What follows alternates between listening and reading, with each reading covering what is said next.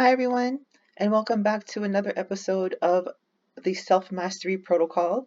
My name is Knock Knock Neo, and if it is your first time here, welcome, first of all.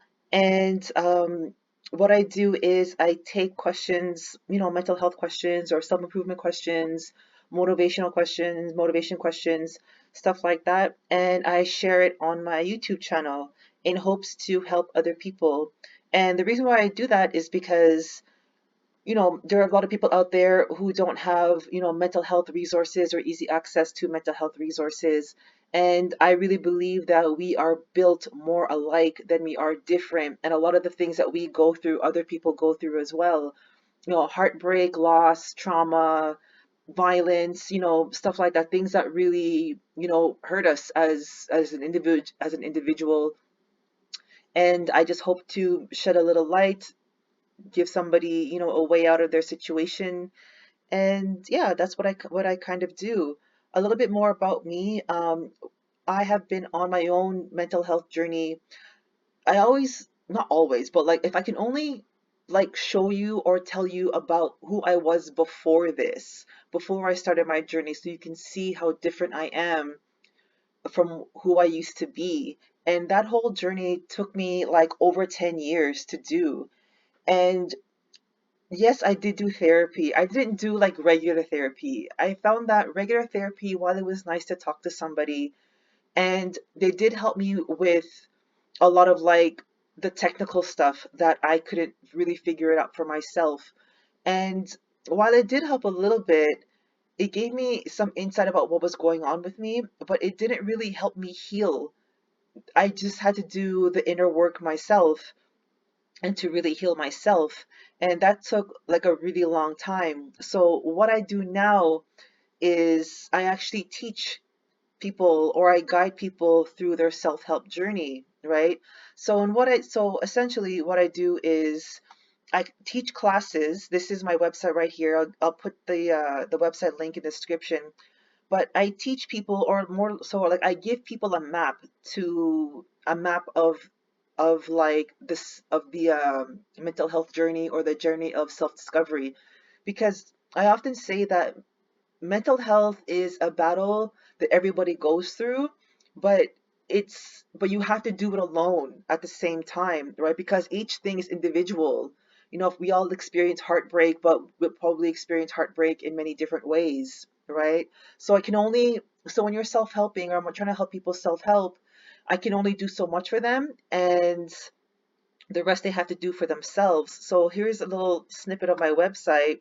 So, for example, when I hold a class about depression, I teach people, how they might be how they cause their own depression, how to heal generational trauma, how to actually the proper steps of forgiving yourself so that it builds self-worth, how to release emotional armor, I actually also teach how people how to use schema therapy and CBT therapy on themselves, the proper technique, so that they can do it for themselves, right? So I can give you the roadmap on how to do the work, but the work really has to be done by you. And instead of you spending 10, 20, sometimes I've heard 20 years on trying to figure out, well, this therapist didn't work for me. I was on meds for the X amount of years, which really didn't help me, kind of just manages it.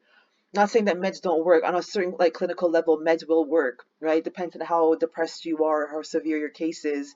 But a lot of the time you spend like hopping from maybe therapist to therapist, or maybe your therapist is unhelpful. Maybe it doesn't really quite give you the answers that you want. Maybe you don't really know if it applies to you, what they're saying. So there's a lot of uncertainty when you travel the road, with no map. You don't know if you're going the right way and all that kind of stuff. So my aim is to cut down your journey from like 10 years to maybe like 5 years. You know what I mean? It's still going to take some time for you to figure everything out and to figure everything out. But, hopefully with my help, I can, sort of trim it down in a way. But anyways, that's just what I do. So I'll leave the website address at the description at the bottom.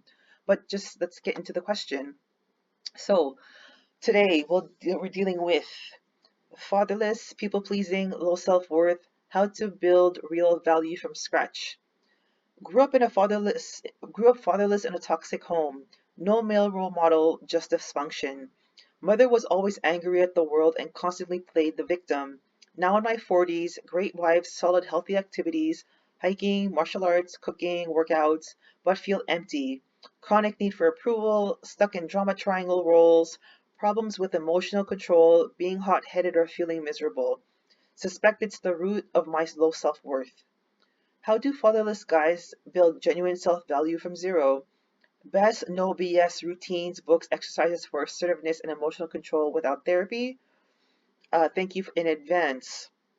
So, I had to ask, first of all, this is a really great question because this is something that everybody, almost everybody, will go through, whether you grew up in a toxic home or maybe you did not, but you had like an abusive, narcissistic partner that diminished you and dismissed you to the point where it gave you low self worth. Maybe you grew up in a household where one person was a caretaker for another person, so maybe it was a self-sacrificing role that you witnessed for most of your life, and that's how you sort of thought that that was the role that you unconsciously adopted. So this is really a great question that will apply to billions of people most likely. Now, the one thing that I had to figure out was what is a drama triangle. So Google being so helpful. It's a social model of dysfunctional interaction mapping a type of destructive conflict with three roles: victim, which he already identified as his mother, played victim a lot, rescuer, and persecutor, blames, criticizes. Okay, so keeping those things in mind, and also keeping in mind that you came from a toxic home, and you most likely, if it's toxic, you most likely faced a lot of criticism, a lot of judgment, and a lot of shame, right? So when you face criticism, judgment, and shame, then you're hit with both narcissism and codependency. So, so the reason why I say it's both is because, from what I understand, when you grew up in a heavily critical home, you're you want to prove that you're worth it. So codependency starts to kick in a lot more. You try to prove your self worth with acts of service when, because you want to do a good job when you're criticized. You want to make sure you do it the right way. You want to impress whoever that is, criticizing. You want to prove to them that, that you know what you're doing. But if you came from a home that was heavily more on the shameful side, saying you're stupid, you're an idiot, you're this, you tend to be more on the narcissistic side, right? So the narcissistic side is the gaslighting, the rage baiting, the emotional manipulation, the emotional control, and being hot-headed. That also is associated with the narcissistic side. So when you grow up toxic with both heavy criticism, judgment, and shame, you're likely going to get both narcissistic traits where you're going to blame and criticize people, and you're going to have to prove your worth because, yeah, because you were so criticized, you need that approval.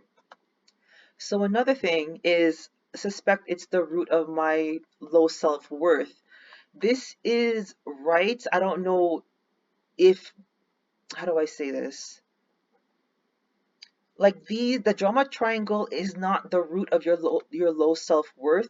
It's actually the opposite. Your low self-worth is the root of your drama triangles, right? Your low self-worth is being manifested through the emotional control, being hot-headed, and feeling miserable. The low self-worth is a manifestation of the toxic home, or like maybe a product of the toxic home, right? But anyways, back to the original question at hand: how to build real value from scratch. So I took a look at the comments, and there are a lot of great recommendations for books, which gives you a lot of, and books are great. Books are great in the sense that it gives you a lot of insight and a lot of insight and a lot of context as to why you are the way that you are. But if you're looking to build real value from scratch, you're not gonna find it in a book. I'm sorry to say that. I don't, no shade to books. Like, I love books. I got a lot of insight about books, about who I am. Like I said, it gave me a lot of context about who I am. But for you to build real value from scratch, you have to do the work on the inside, the introspection, the self-reflection, the asking a lot of the deeper questions as to why you are the way you are, right? So this is what I would do. And yes, I know I'm just one person, and not everything that I do applies to everybody. And what I say to that is, I am not an anomaly. I am not 1 in 8 billion people. And while I understand and acknowledge the fact that what I do is not going to be, applicable to everybody, because I am not an anomaly, what I do will apply to somebody. So if what I'm about to say, sort of sparks something inside of you, or inspires you somehow in some way, run with it. See if it works for you. You know what I mean? I'm not asking you to do anything extravagant, or I'm not going to be asking you or telling you to do anything extravagant. So yeah, at least I can at least just consider the possibility that I could know what I'm talking about and just give it a try. So this is what I would do to build a real value from scratch. And another thing is, I also grew up in a toxic home, and I also had very low self-worth, and I also had to build real value from scratch. So I do have a lot of experience in this, right? So the first thing I would do is taking a look at your healthy activities of hiking, martial arts, cooking, and workouts, and try to find a common thread amongst all four of them if you can, or a commonality amongst a couple of them. And so far, I see the hiking, the martial arts, and the workouts being all physical activities, right? So because they're physical activities, I would argue that maybe that you value exercise, you value health and wellness. So those things are important to you, right? And I will also argue when it comes to cooking, I would say that this brings out your creativity, and being creative fulfills your need to self-actualize, right? So that's what's there for you. So I would think that personal development is also something valuable to you. Martial arts here, there's something different about martial arts. I know that martial arts brings a lot of awareness outside of your own head. It makes you really focus about your surroundings. It makes you focuses on technique and muscle and strategy when you're fighting. And I would argue that maybe you also value like things that make you engaged mentally, right? Because martial arts involves a lot of like skill and technique and a lot of mental work. You probably value exercising your mind as well as your body, and you you like cooking because it brings out your self-actualization. So all of these are your basic needs to help you, just to help you throughout the day with your self-development, or the maintenance of your mental health and stuff like that. Now, to build real value, I would also question or try to uncover some of like the codes, or some of like the principles that you have. Now, if you growing up in a toxic home, you may not be aware that you have any principles. I'm not saying that you don't have any, I'm just saying that you're unaware of them, because toxic homes tend to erase any kind of like sense of self that you have, because the only thing you care about, especially when you're young, is making your parents proud of you, right? So your real self, your real wants, interests, principles, all that kind of stuff kind of takes a back seat. So some of the principles that you can think about, when you're just sitting at home and just contemplating life and stuff like that is, do you believe in paying back people that you owe? Do you believe in helping people who help you back? Or maybe you believe in just helping just for the sake of helping. You don't need anybody to help you if you help them. You don't need that reciprocity. Maybe you value reciprocity. Maybe you believe in, you always cleaning up your own mess. Maybe you do that. Maybe you believe in giving back to your community. Maybe you believe in, you know, um, what else? Maybe you believe in, oh, I'm blanking here. But you get the idea, right? That's sort of like principles that some examples of principles that some people go by with their everyday life. So one thing you can do to learn more about how your character is built is to question what excites you, what motivates you, what doesn't excite you, what you're hesitant on, So let's say it's your wife and she asks you to do something and a part of you is just like, oh, I don't know, I don't want to do that. Question it. Not because, question it not because you want to oppose her, but just question like, why do I not want to do this, right? Does it go against some sort of value that you have? Does it cross a boundary? Does it go against any sort of beliefs? You see what I mean? So if you ask yourself the deeper questions of why or why not, then you can start to uncover a lot of, you can start to create some principles or uncover the principles of your life that guide you that you didn't know you have. Now, the key thing here to build real value from scratch, to build real value, is to protect it with boundaries. That's what boundaries are set up for. Because when you have a chronic need for approval, people who have chronic need for approval will abandon themselves for that approval, right? So let's say you believe in reciprocity, and then somebody approaches you to do something, and they're not going to reciprocate the actions, but because you need their approval, you're going to abandon your need, or you're going to abandon your need for reciprocity, and then just do what is needed because of the approval. And then you're going to get mad at yourself and resent the other person, probably hate them. You know what I mean? It's going to build a lot of resentment. So you can analyze, you can build your character, you can, develop yourself as much as you can, and all that kind of stuff. But if you are still abandoning yourself and still if you're still abandoning yourself and lowering and dropping down your self-respect in need for chronic approval, whatever progress you made in terms of building real value from scratch is going to go out the window, right? Because every time you self-abandon, you're basically telling your inner self that you're not worth protecting, that whoever you are on the inside, your core self, is not worth it. You're not worth protecting. It's not worth safeguarding. It's maybe even be pointless. It may even feel pointless to you, and you might even say, what's the point of everything? It's because you don't do anything for yourself. You abandon yourself at the need of approval, right? So that's a lot of where the emotional control and being hot-headed and feeling miserable comes from, right? Because you keep abandoning yourself for this external validation, right?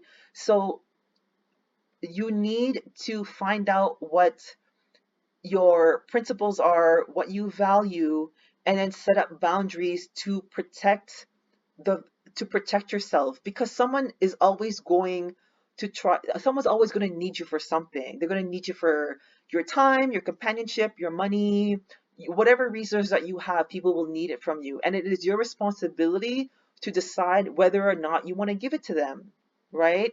So that's where all this is coming from.